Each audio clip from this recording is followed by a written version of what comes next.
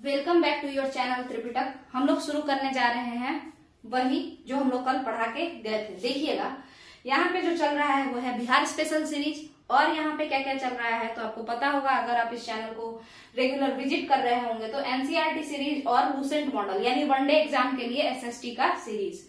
Science का भी हम लाएंगे क्योंकि अकेले सब करना पड़ता है, बस हम लोग मतलब फैमिली मेंबर से ही मदद ले करके, तो एक बार में सारा नहीं हो पा रहा है। और वैसे भी चैनल बनाए हुए सिर्फ 2 ही सप्ताह हुआ है, 2-3 सप्ताह। तो हम लोग शुरू करते हैं। यहाँ पे साइंस एसएसटी दोनों कंप्लीट कराएंगे हम, सीटीईटी वालों के लिए और वनडे एग्जाम वालों के लिए। चलिए, वैसे तो ये स्टेट पीसीएस प्री में भी आपको काफी काम आएगा। चलिए देखते हैं बिहार स्पेशल का अगला पार्ट। तो यहाँ पे है लोटा विद्रोह। हम लोग कैसे पढ़ रहे थे बिहार स्पेशल को बताइएगा जरा। हम लोग कैसे पढ़ रहे थे बिहार स्पेशल को बताइए। तो देखिए 2 तरीके से हम लोग बिहार स्पेशल को पढ़ सकते हैं। कैसे? तो एक तो तरीका जो है कि हम इसको इस तरीके से बांट दें कि 1857, ठीक है, 1857 यहां कर दें और पढ़ें 1857 का विद्रोह पढ़ के खत्म कर दें। रिवॉल्ट ऑफ 1857 पढ़ करके खत्म कर दें। उसके बाद 1857 के पीछे का पढ़ें, मतलब 1857 से पहले जो भी रिवॉल्ट हुआ है वो सारा हम लोग पढ़ लें, ठीक है, ऐसा पढ़ सकते हैं।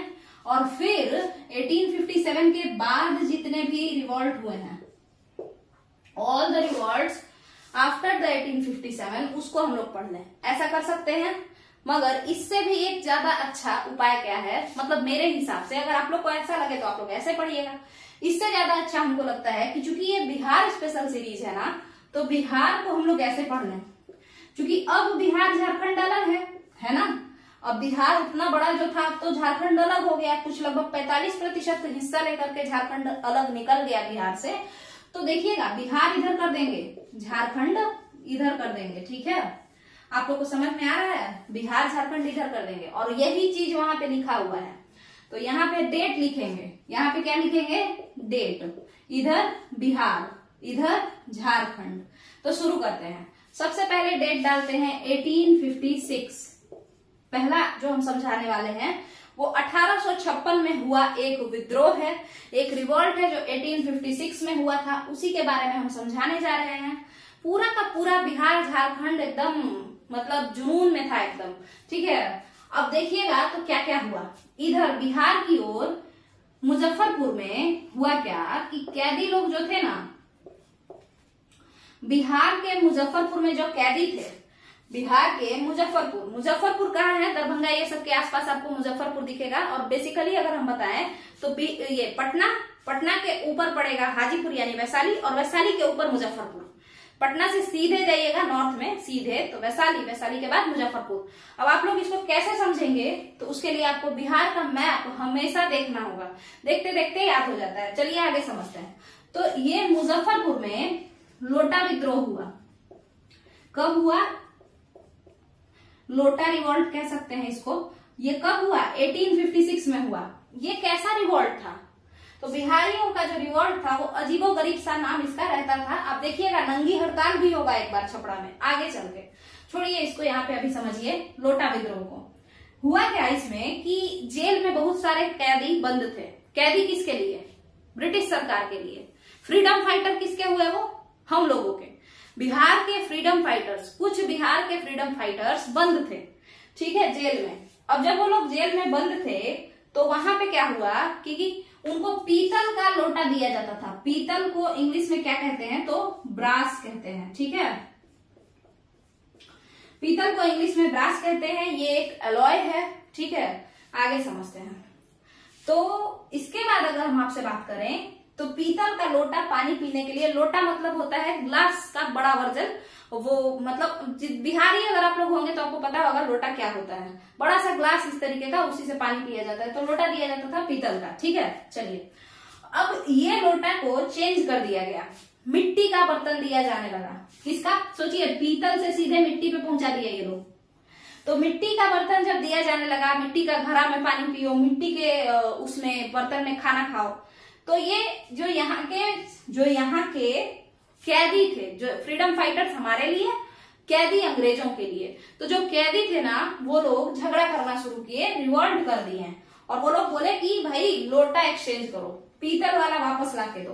तो ये बहुत बड़ा विद्रोह नहीं है, बट चूंकि बिहार में हुआ है इसीलिए आपको पढ़ना पड़ेगा। ठीक है, सोचिए बस पीतल और मिट्टी के लिए इतना छोटा सा ले लिया अपना लोग, विद्रोह कर दिया। तो बिहार का 1856 तो ऐसे ही गुजरा लोटा विद्रोह के साथ। मगर इसी 1856 के समय बिहार का निचली हिस्सा, अभी वाला बिहार का नहीं, उस समय के बिहार का साउदर्न हिस्सा जो था, जो निचला हिस्सा था, झारखंड वाला हिस्सा, वहां पे एक बहुत इंपॉर्टेंट कांड हुआ और वो कांड था संथाल विद्रोह। कौन सा विद्रोह?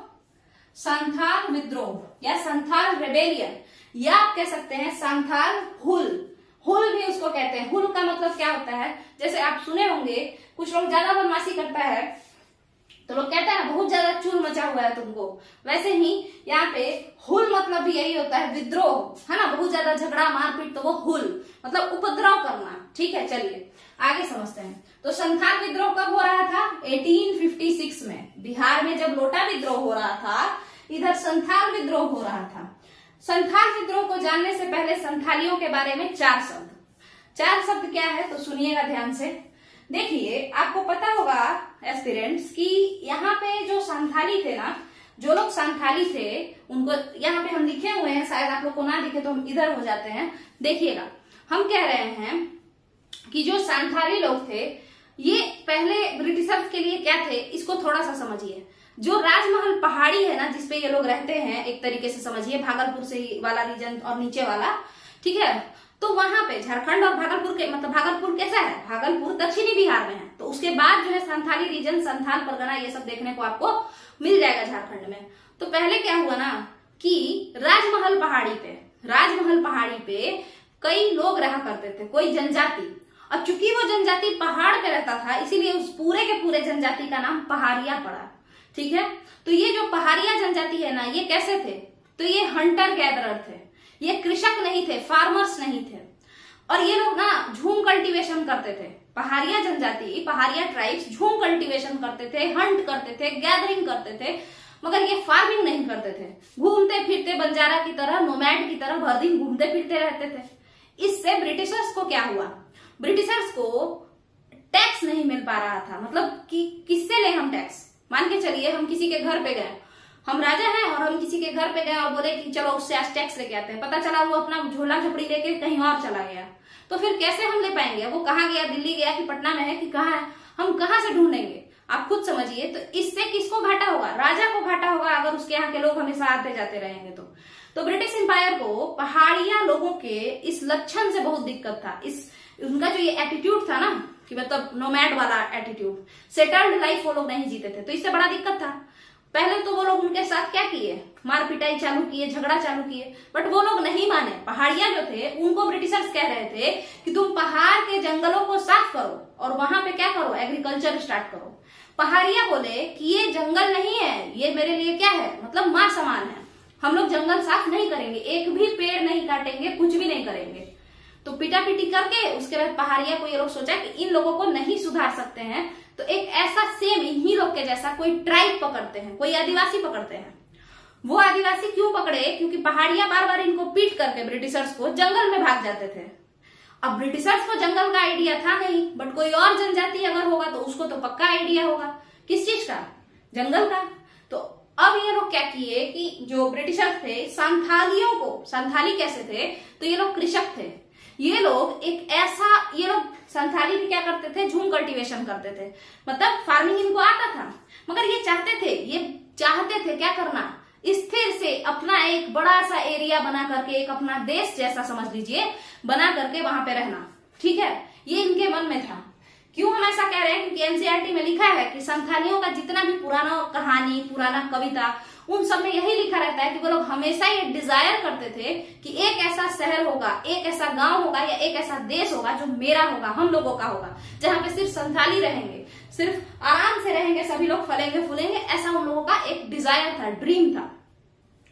तो ये बात जब ब्रिटिशर्स देखे तो इन ट्राइब्स को बुला लाए कि चलो तुम लोग को हमें मतलब बहुत बड़ा सा गांव, बहुत बड़ा सा जमीन तुम लोगों के नाम कर देंगे, वहां पे आराम से रहना, उसका जंगल वहां पे है, सब साफ कर लेना और आराम से खेती करना। ठीक है, तो संथाली कैसे थे? जनजाति थे। तो अब जब ये लोग आए तो इन संथालियों का यूज करके ब्रिटिशर्स पहाड़ियों को पिटवाना शुरू किए। तो दोनों लोग अब संथाली और पहाड़िया आपस में लड़ने लगे। अब आप बताइए कि पहाड़िया पहले तो जंगल में जाकर छुप जाते थे, बट अब तो दोनों ही जंगल के लोग हैं, तो दोनों जंगल को पहचानते हैं। तो अब पिटा पिटा करके पहाड़िया ऊपर की ओर, देखिए अगर राजमहल पहाड़ी ऐसे है तो नीचे तो ज्यादा जंगल होगा, ऊपर क्या होगा, पहाड़ का ऊपरी हिस्सा कैसा होता है, टेम्परेचर कोल्ड होता है। और कोल्ड टेम्परेचर में आपको बता दें, कल ही हम ये बात डिस्कस की है एनसीईआरटी वाले में, कि कोल्ड टेम्परेचर में आपको फॉरेस्ट नहीं देखने को मिलेगा। तो यहाँ पे फॉरेस्ट कम हो जाएगा, वेजिटेशन कम हो जाएगा, वनस्पति कम हो जाएगा, ठीक है, ऊपर में इस रीजन में। और नीचे तो रहता है, नीचे झारखंड में तो है पूरा एकदम मतलब फॉरेस्ट। तो ये संथाली लोग को कौन यूज किया, ब्रिटिशर्स यूज किए, किसके खिलाफ, पहाड़ियों के खिलाफ। उसके बाद इन दोनों में झगड़ा शुरू हुआ। ये लोग इन लोगों का मदद कौन कर रहे थे, ब्रिटिशर्स कर रहे थे। तो ब्रिटिशर्स इन लोगों को अच्छा अच्छा हथियार दे रहे थे और इसके मदद से संथाली इन पहाड़ियों को ऊपर धकेल दिए कि भाई जाओ ऊपर रहो तुम, ठीक है। और अब ये जो रीजन हो गया नीचे वाला रीजन, ये पूरा संथालियों का हो गया, ठीक है। तो इस तरीके से संथाल बस गए। अब यहाँ पे खेती वगैरह करना शुरू किए, सब साफ सफाई किए, काफी मेहनत से ये लोग, इन लोगों ने अपना घर बसाया यहाँ पे, ठीक है। बट ब्रिटिशर्स किसी के सगे नहीं थे, हर किसी का यूज करके किसी और को टॉर्चर करके फिर उसी को धोखा देते थे, ठीक है। तो देखिएगा अब संथाल विद्रोह का कारण यहीं से शुरू होगा, ध्यान से देखिएगा, संथाल विद्रोह का कारण यहीं से शुरू होगा। अब बताइए, आप किसी को लैंड दिए, बोले कि हम तुमको रहने के लिए देंगे, सब चीज ठीक है ना, तुम्हारा, अब हम इतना मेहनत से सारा यहाँ पे जो जंगल था उसको साफ किए। अब जब यहाँ पे एग्रीकल्चर स्टार्ट हो गया ना, तो ब्रिटिशर्स कहने लगे कि चलो टैक्स दो, और कितना दो, तो 20 अगर कमाए हो ना तो उसमें से 11 दे दो, ठीक है। सोचिए इतना ज्यादा, आधा से भी ज्यादा, आधा से अधिक दे दो। अगर तुम मतलब 20 मान के चलिए 20 किलो अगर अनाज उगाए हो तो 11 किलो हमको दे दो। ये बात किसको नहीं अच्छा लगा होगा, संथालियों को, बेसिकली संथाली सरदारों को, ठीक है। उन लोगों को ये बात बिल्कुल अच्छा नहीं लगा। मगर देखिएगा सरदार कौन होता है, मतलब जो हेड होता है आदिवासियों का, तो सरदार के ही हाथ में ये पावर था एस्पिरेंट्स, कि वो लोग, सरदार के हाथ में ये पावर था कि जितना भी संथाली लोग हैं, सारे लोगों से सरदार ही क्या वसूल करते थे, टैक्स वसूल करते थे। मान लीजिए कि 100 संथाली लोग हैं या 10 संथाली लोग रहते हैं, तो सरदार सबसे 11 किलो 20 किलो में से ले लेगा और इसमें से ले जा करके ब्रिटिशर्स को दे देगा। उसके बाद ब्रिटिशर्स उनको कुछ कट देंगे, कुछ कट मतलब आप लोग समझते, कुछ मतलब उसको क्या कहें, कुछ हिस्सा उसका दे देंगे कि चलो तुम मेरे लिए काम किए हो तो तुम भी थोड़ा रख लो। तो इस तरीके से सरदारों पे उतना असर तो नहीं हुआ शुरुआत में, बट ज्यादा असर किस पे हुआ, तो वैसे लोग, वैसे संथाली जो लोग काम करते थे, जो किसान थे, जो खेतों में काम करते थे मेहनत से, तो इन्हीं लोगों ने विद्रोह किया। क्या संथाली सरदारों ने विद्रोह किया, तो नहीं किया। क्या संथाली सरदारों ने विद्रोह किया, नहीं किया। तो किसने विद्रोह किया, किसने विद्रोह किया, वो संथाली लोग जो फार्मर थे, संथाली फार्मर्स ने विद्रोह किया। आपको बता दें कि संथाली फार्मर्स ने विद्रोह किया, इन लोगों ने किया। क्यों, क्योंकि टॉर्चर कौन हो रहा था, सबसे ज्यादा असर इन लोगों पे पड़ रहा था। इनको तो टैक्स मिल ही जा रहा था, मतलब कट मिल जा रहा था इसमें से ना सरदारों को। तो अब देखिएगा, एक यहाँ पे 6 भाई बहन थे, एक संथाली फार्मर थे, इनके पिता का नाम शायद चूरू था, ठीक है, चूरू मांझी, ठीक है। तो चूरू मांझी के 6 बाल बच्चा, चूरू मांझी के 6 बालक थे, बालक और बालिका दोनों मिला लीजिए। उनके कितने चिल्ड्रन थे, तो 6 थे। उसमें से 4 लड़के थे और 2 लड़कियां थी। कौन कौन है ये, तो सिद्धू, कानू, भैरव, चांद, ये 4 लड़के हुए इनके। सिद्धू, कानू, कानू को कान्हू भी कहीं कहीं पे लिखा रहता है, तो कान्हू, सिद्धू, कान्हू, भैरव, चांद, ये कौन है, ये 4 लड़के हैं चूरू मांझी के, चूरू संथाल के। चूरू संथाल कौन है, एक छोटा सा फार्मर है, ना कि कोई सरदार है। तो सिद्धू, कान्हू, भैरव, चांद, ये 4 लड़के हुए। ये क्या है, लड़के हैं। और इनकी कुछ जो इनका चूरू मांझी की जो लड़कियां थी, डॉटर्स, वो 2 हुए। उनका नाम क्या था, तो फूलो और झन्नो। फूलो और झन्नो। तो ये 6 लोग, आप लोग को पता होगा कि संथाल विद्रोह में ज्यादातर लोग सिर्फ सिद्धू और कान्हू को ही जानते हैं, मगर ऐसी बात नहीं है। 6 भाई बहन लड़ा था ये लोग, सिद्धू, कान्हू, भैरव, चांद। सिद्धू, कान्हू, भैरव, चांद, और यहाँ तक कि लड़की भी लड़ी थी, बेटी जो उनकी थी चूरू मांझी की, वो भी लड़ी थी। और वो कौन थी? फुल्लो और झन्नो। फुल्लो और झन्नो। तो अब क्या हुआ, ये लोग क्या की थी, जाके कुछ मतलब थोड़ा बहुत विद्रोह किया ये लोग, जैसे जाकर के कहीं पे बम बारूद थोड़ा सा फेंक दिए या तीर चला दिए, मतलब छोटा मोटा, मतलब लीड नहीं किए थे फुल्लो झन्नो। मतलब फुल्लो झन्नो जो थी वो लोग लीड नहीं की थी, बट वो लोग भी विद्रोह में शामिल थी। ठीक है, चलिए अपना इंपॉर्टेंट रोल अपने हिसाब से प्ले की थी। सिद्धू कान्हू का भी बहुत बड़ा महत्व था, क्योंकि यही तो लीड कर रहे थे पूरे संथाली फार्मर्स को। भैरव और चांद जो थे ना, वो बस थोड़ा सा बैक फ्रंट पे खेल रहे थे। समझिएगा, भैरव चांद उतना ज्यादा एक्टिव नहीं थे जितना कि सिद्धू कान्हू थे और जितना कि फुल्लो झन्नो थी। ठीक है, तो यहाँ पे ये लोग लड़ना शुरू किए। बाद में इन संथालियों का दमन कर दिया गया। 1856 के समय में ये लोग अपना लड़े वड़े, पिटाए है ना, उसके बाद इनका दमन हो गया, सभी लोग शांत हो गए। इस तरीके से संथाल विद्रोह। अच्छा, संथाल विद्रोह शांत होने से पहले समझिए, ब्रिटिशर्स ये लोग इतना उग्रवादी टाइप हरकत किए, इतना मतलब एकदम रिवोल्यूशनरी जैसा बिहेव किए। बड़े ही शांत लोग थे ये लोग, फार्मर्स थे ये लोग, पहाड़ियों, ये लोग तो खुद चाहते थे कि हम आराम से रहें, यही तो इनका मेन मोटो था, एक जगह पे आराम से रहें। इतना उग्रवादी जैसा ये लोग बिहेव किए, मतलब इतना रिवोल्यूशन किए, इतना विद्रोह किए कि ब्रिटिशर्स को इनको शांत कराने के लिए संथाल परगना अलग से बनाना पड़ा। तो आपको पता होगा कि फिर संथाल परगना बाद में बनता है इन लोगों के लिए, ताकि ये लोग शांत हो जाएं।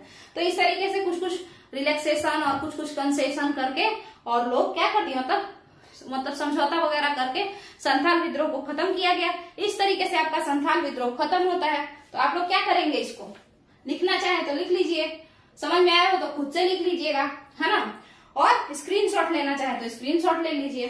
तो अब हम इसको मिटाते हैं। ठीक है, लोटा विद्रोह भी आपको समझ में आ ही गया होगा। अगर ये वीडियो आप लोग को सही लग रहा है तो फटाफट से चैनल को सब्सक्राइब कीजिए, अगर ये चैनल मोनेटाइज होने लायक है तो। ठीक है, जो भी फर्स्ट 1000 सब्सक्राइबर होंगे उसको यहाँ पे चैनल से गिव अवे किया जाएगा। क्या गिव अवे किया जाएगा, तो आपको बता दें कि जो लेक्चर होता है, लेक्चर जो मतलब बैच का, उसको हम फ्री में डिलीवर करेंगे। ठीक है, अपने फर्स्ट 1000 सब्सक्राइबर्स को। तो आप लोग इसको कीजिए।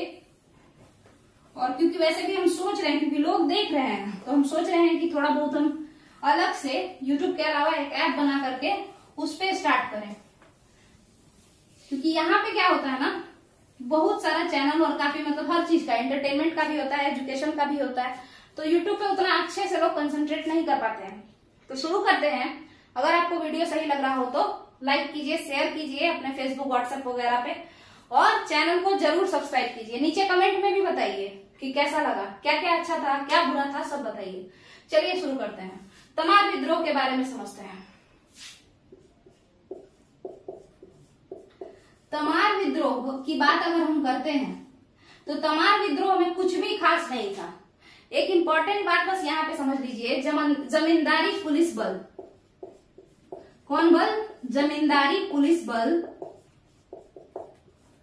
या इसको आप कह सकते हैं जमींदारी पुलिस फोर्स। ठीक है, 1809 में छोटा नागपुर में लागू होता है।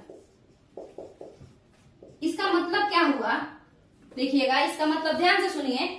इसका मतलब क्या हुआ कि ये जो है ना, जमींदारी तो पहले ही से था, सरदार पैसा इकट्ठा करेगा तो वो एक तरीके से जमींदार हो गया। जमींदार आप लोग को लगता होगा बहुत बड़ा जमीन का मालिक, नहीं, उतना बड़ा जमीन का मालिक नहीं होता था जितना लोगों से वो टैक्स कलेक्ट करता था।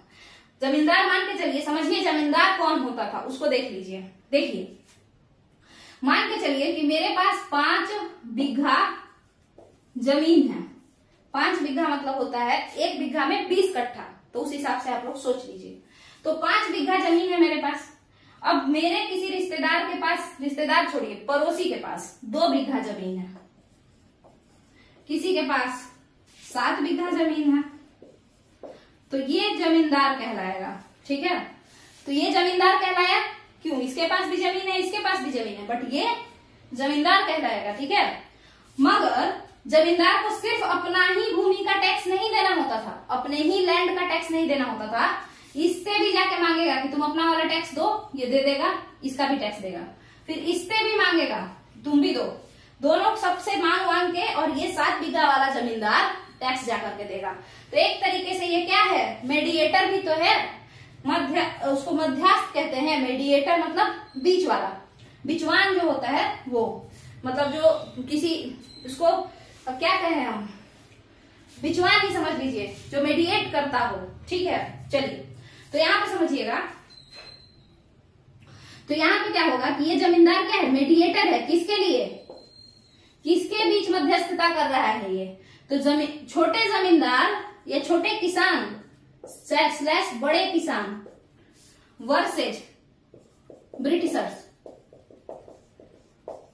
ब्रिटिशर्स और छोटे और बड़े किसान और ब्रिटिशर्स, इन लोगों के बीच में मध्यस्थता का भी काम कर रहा है ये बड़ा जमीन का मालिक, तो ये मेडिएटर भी है।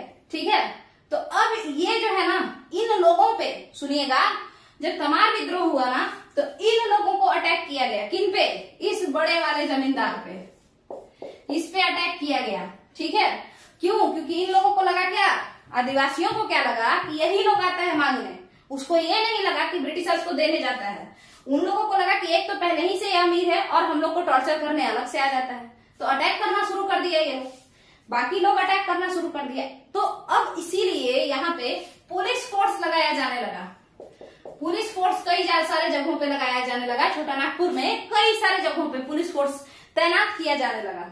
ठीक है, तो एक कारण तो ये हुआ कि चूंकि मेडिएटर पे अटैक हो रहा है तो जमींदारी पुलिस बल लगाओ। दूसरा, ब्रिटिशर्स को शक था कि कुछ जमींदार जो है, बड़े जमींदार यानी मेडिएटर, वो लोग अब टैक्स बचा ले रहे हैं, तो उनको पकड़ने के लिए भी पुलिस फोर्स लगाया गया कि कहीं ये लोग चोरी तो नहीं कर रहा है टैक्स में। ठीक है, तीसरा, थर्ड पॉइंट समझिएगा, ये बहुत इंपॉर्टेंट है। देखिए, मान के चलिए कि ये 7 बीघा वाला जमीन वाला जो व्यक्ति है, इससे ये 5 बीघा वाला जल रहा हो। ठीक है, वो सोच रहा हो कि 2 ही बीघा तो कम है, क्यों ना हम ही जमींदार होते हैं। तो अब ये सबको भड़काएगा, इसको भड़काएगा कि मत दो पैसा, खुद भी नहीं देगा और 2-4 को भड़का देगा कि मत दो पैसा, हम लोग मिलजुल के रहेंगे। इसको तो क्या कर देंगे, इसको जात से निकाल देंगे, इसके घर खाना खाने नहीं जाएंगे। तो इस तरीके से भी भड़काया करते थे बड़े जमींदारों के लिए, कौन, जो बीच थोड़ा बहुत जो, मतलब जो एक समान जमींदार होते थे ना, मतलब जो बराबर के होते थे, तो वो चाहते थे कि हम बन जाते तो अच्छा होता, तो इसके लिए भड़काना शुरू कर देगा बाकी लोगों को। तो क्या होगा, तो इस बेचारे को टैक्स नहीं मिलेगा, तो ये भरेगा कहां से। तो इस केस में भी पुलिस लगाया जाता था, ताकि अगर जमींदार के प्रति, अगर ब्रिटिशर्स के मेडिएटर के प्रति कोई क्या कर दे, लोगों को भड़का दे, तो इस इंसान को पकड़ के लाओ, कौन, पुलिस पकड़ के लाएगा, धोएगा, उसके बाद इसको भेज देगा। उसके बाद सबसे पहले ये जाकर के इसको दे देगा, क्या दे देगा, टैक्स देगा, पीछे पीछे सारे आ जाएंगे, इसको टैक्स दे देंगे। समझ में आ गया होगा। 3 कारणों से जमींदारी पुलिस बल लगता है, एक तो इस मेडिएटर को बचाने के लिए, इसको पीटने के लिए, छोटा वाले को, मतलब मीडियम किसान को पीटने के लिए, और तीसरा कि ब्रिटिशर्स को शक था कि ये जो बड़े किसान हैं, ये लोग मेडिएटर तो बने हैं मगर ये टैक्स बचा ले रहे हैं, तो इसलिए भी। तो ये 3-4 कारणों से। तो और एक कारण देख लीजिए, जैसे एक और कारण देख लीजिए, मान के चलिए कि सिद्धू कान्हू जो लोग थे, वो लोग आपस में मिलजुल करके बातें किए कि हम लोग अटैक करेंगे, हम लोग रिवॉल्ट करेंगे। तो अगर यहाँ पे ब्रिटिश सरकार के पुलिस, कौन से पुलिस, वो लोग जो ट्रेंड थे, वो लोग अगर यहाँ पे तैनात होते तो क्या रिवॉल्ट हो पाता, पहले ही सप्रेस कर दिया जाता। तो इसलिए भी टू सप्रेस द रिवॉल्ट, इसलिए भी जमींदारी पुलिस बल लाया गया। अब ये जमींदारी पुलिस बल जो रिजल्ट था वो तमार विद्रोह का ही था। तमार विद्रोह का ही आफ्टर इफेक्ट, जब तमार विद्रोह हुआ उसके बाद ही लोग सोचे कि करना चाहिए, और सोचते सोचते 1809 में जमींदारी पुलिस बल बनके तैयार हो गया। अब समझिए कि जमींदारी पुलिस बल कहाँ, मतलब कब से कब तक रहा, तो देखिएगा 1789 टू 1794। सॉरी, जमींदारी पुलिस बल नहीं, तमार विद्रोह कब से कब तक हुआ, तो तमार रेबेलियन जो हुआ, रिवॉल्ट, वो 1789 से 1794 तक हुआ। यहां तक का क्लियर है। अब इसको कैसे याद रखेंगे कि इसमें रिजल्ट में ऐसा कुछ आया?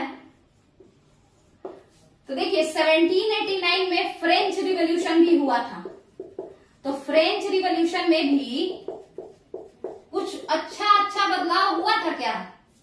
मतलब कुछ काफी चेंज, बहुत सारा चेंजेस आया था, अच्छा बुरा जो भी कहिए बट बहुत सारा चेंजेस आया था। फ्रेंच रिवॉल्यूशन वाला बदलाव तो अच्छा ही बदलाव था, ठीक है, तो बहुत सारा चेंजेस आया था 1789 में। उसी तरीके से तमार विद्रोह के होने पे भी बहुत सारा चेंज आ गया छोटा नागपुर के लोगों के लाइफ में, मतलब एकदम पूरे तरीके से लोगों के लाइफ को कंट्रोल किया गया, ठीक है।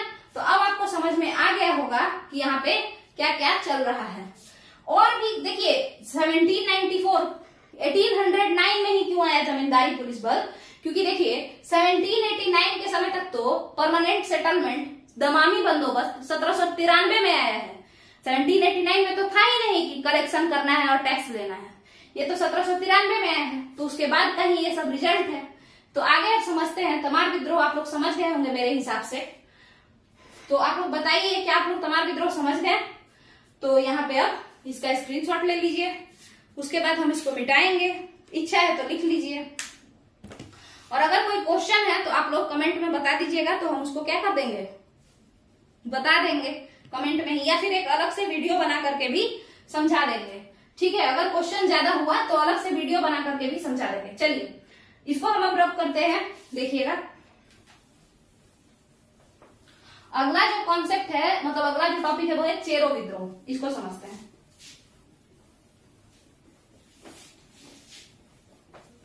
अगर हम लोग चेरो विद्रोह की बात करें, ठीक है, अगर हम लोग चेरो विद्रोह की बात करें तो इसको समझने के लिए आप समझिए कि समय चल रहा था 1771। समय कब चल रहा था? 1771।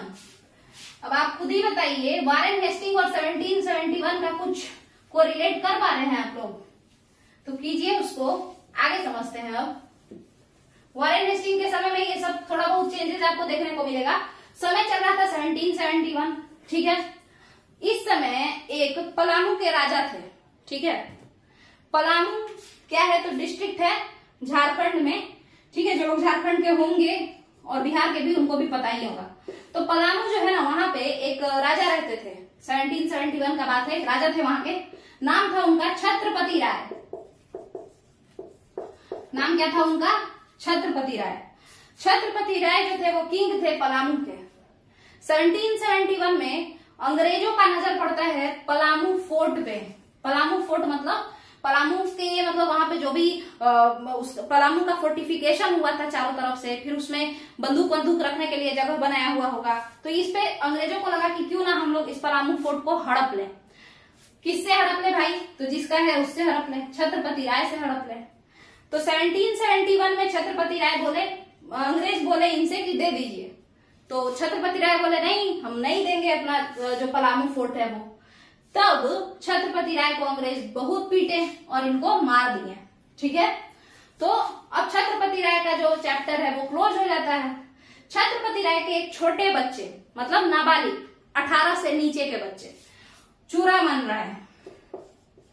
चूड़ामन राय को अंग्रेज रूलर बना देते हैं। अंग्रेजों की मदद से चूड़ामन राय राजा बनते हैं, रूलर बनते हैं, ठीक है। तो देखिएगा ये जो चूड़ामन राय हैं ये क्या है? 18+ नहीं है, ठीक है। अब प्रॉब्लम क्या होता है यहाँ पे, अगर आप देखें प्रॉब्लम क्या होता है, अगर देखें तो अब लोगों को क्या लगता है कि चूड़ामन राय अंग्रेजों से मिला हुआ है, जबकि चूड़ामन राय तो बच्चा है ना, 18+ नहीं है, ठीक है। आप देखे होंगे टीपू सुल्तान वाला मैसूर के केस में भी बाद में क्या करता है, कृष्णा वोडेयार, जो कि एक माइनर किंग होता है, माइनर किंग मतलब जो 18 से नीचे का होता है, उसको बना देता है अंग्रेज, ठीक है। तो उसी तरीके से चूड़ामन राय भी बच्चे थे, ठीक है, इनको बना दिया गया। लोग चूड़ामन राय को सोचे कि ये ब्रिटिशर्स से मिला हुआ है, ये ब्रिटिशर्स का दोस्त है, और इस पे भूखन सिंह के नेतृत्व में 1801 में भूखन सिंह के नेतृत्व में इस पे अटैक हो गया। चूड़ामन राय पे 1801 में भूखन सिंह के नेतृत्व में अटैक हो गया। भूखन सिंह लीड कर रहे थे, तो ये जो भूखन सिंह को भूषण सिंह भी कहते हैं, ठीक है। तो उसी में अटैक हुआ, बट ब्रिटिशर्स आए और भूखन सिंह को क्या कर दिए, 1803 में फांसी दे दी है। तो इस तरीके से ये वाला जो विद्रोह था आपका चेरो रिवॉल्ट, ये कंप्लीट हो जाता है। इसके जो लीडर थे भूखन सिंह वो या भूषण सिंह, उनको मार दिया जाता है। तो इस तरीके से आपका ये रिवॉल्ट कंप्लीट हो गया। अब बचा है सरदारी लड़ाई, मुंडा विद्रोह और ताना भगत आंदोलन। तो ये जो 3 बचा है ना, ये अगले वीडियो में कंप्लीट हो जाएगा, क्योंकि वीडियो काफी लंबा अभी हम नहीं बना सकते हैं, ठीक है। तो चलिए, अगर आपको पसंद आया हो तो लाइक कीजिए, शेयर कीजिए, चैनल को सब्सक्राइब कीजिए, वीडियो को शेयर कीजिए, लाइक कीजिए। कैसा लग रहा है वो बताइए, और कुछ भी अगर क्वेश्चन वगैरह पूछना है, PYQ जो भी, तो आप लोग नीचे कमेंट में सेंड कर सकते हैं। चलिए, थैंक यू।